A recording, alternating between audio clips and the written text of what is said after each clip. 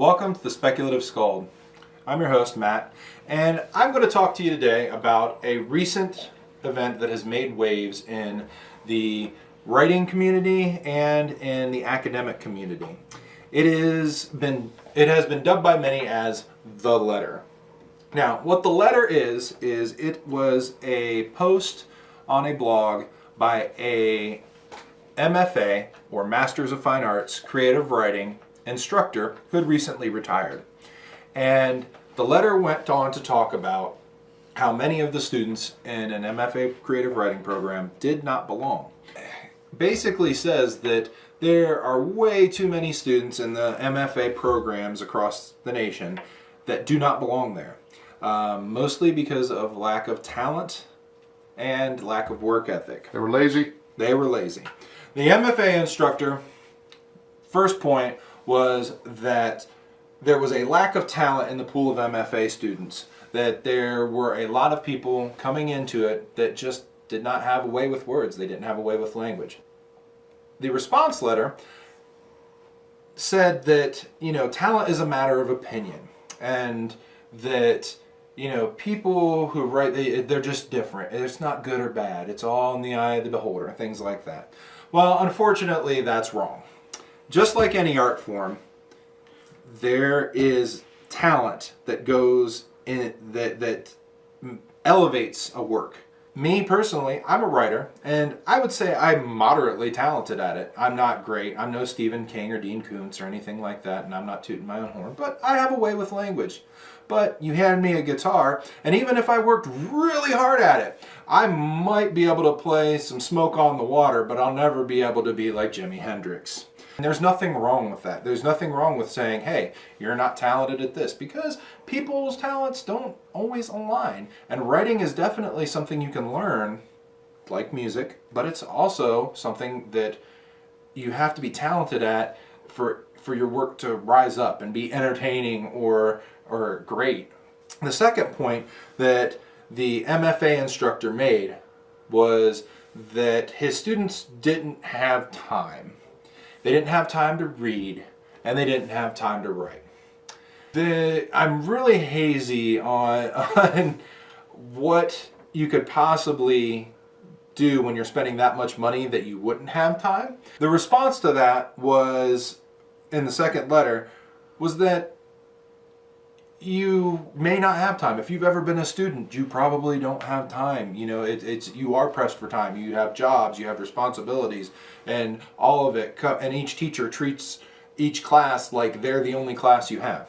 Now, while that is somewhat accurate, you can still always find the time to read and always find the time to write. But I don't even think that the MFA instructor was so mad about the time to write, time to read thing. He was mad about how if writing is what you're supposed to be doing in the program, well, that's what your focus is. You're not taking all these side classes, gen eds, and things like that when you're in an MFA program.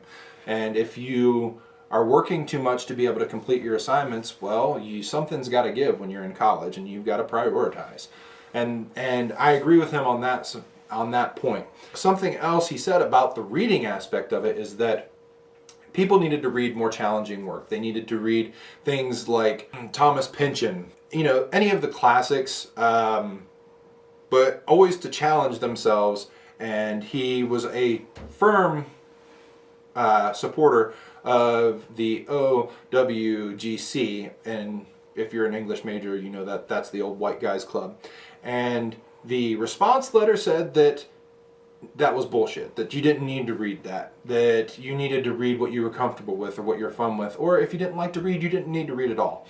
Now, if you want to be a writer, that's bullshit. You need to read anything, and you need to read everything. Even the old white guys? Even the old white guys. You need to read challenging work, you need to read the work in whatever genre that you're writing, and you need to expand your horizons if you're ever thinking about getting into that other work. Now, as far as reading Pynchon, I'll tell you what. I've read Thomas Pynchon. I didn't read Gravity's Rainbow like the guy suggested. I had to read V. And I'll tell you what, it wasn't bad, but it was difficult. It was super difficult, and I did not have any clue what was going on until the very end of the book when I could see the piece as a whole. But I'll tell you what, that was an experience. That showed me that sometimes you have to read the whole book to know what it's about. You don't just get a snapshot from each chapter and you generally have the idea. Sometimes you have to look at the work as a whole.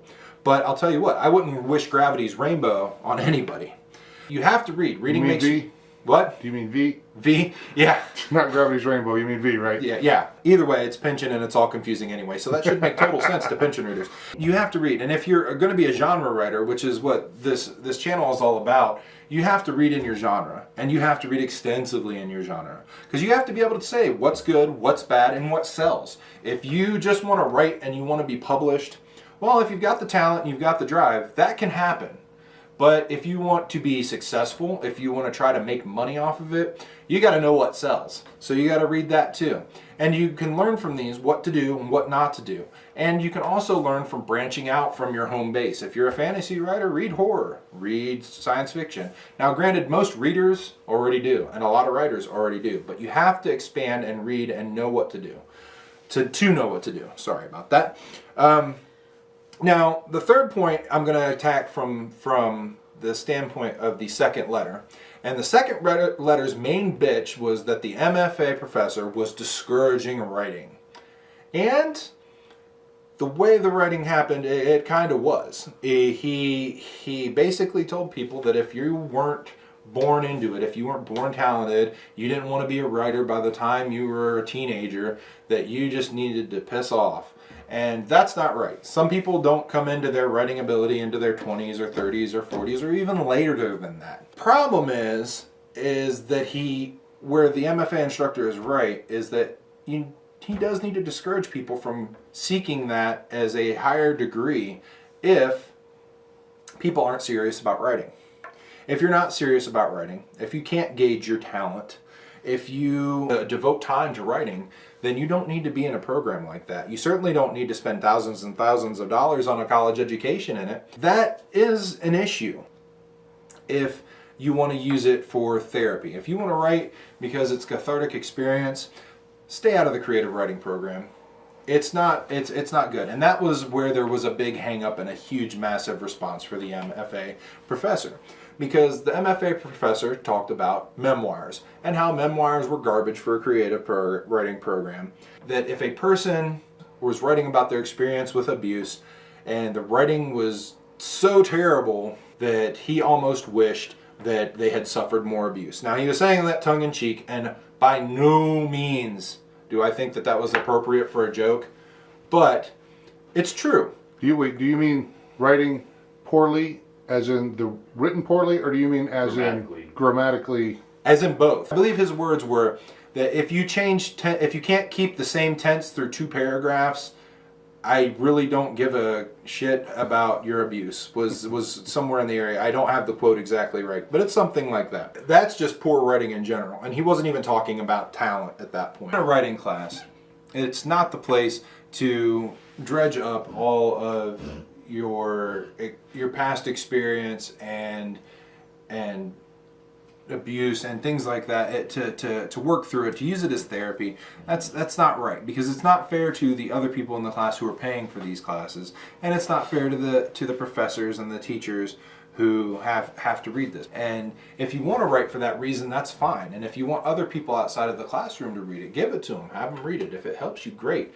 And if you're not a talented writer and you want to write, that's great. Write, get better at writing, have fun, tell a story, but don't try to force what's not there. If you don't have talent, if you don't have work ethic, it's not going to do you any good. It's going to waste a lot of money getting that degree, and it's going to waste a lot of time for both you and other people. So, in closing, I'd just like to say that, if you want to write, great. If you want to make a career out of it, be serious about it and be realistic about your own level of talent and commitment. I'll see you next time on the Speculative Skald.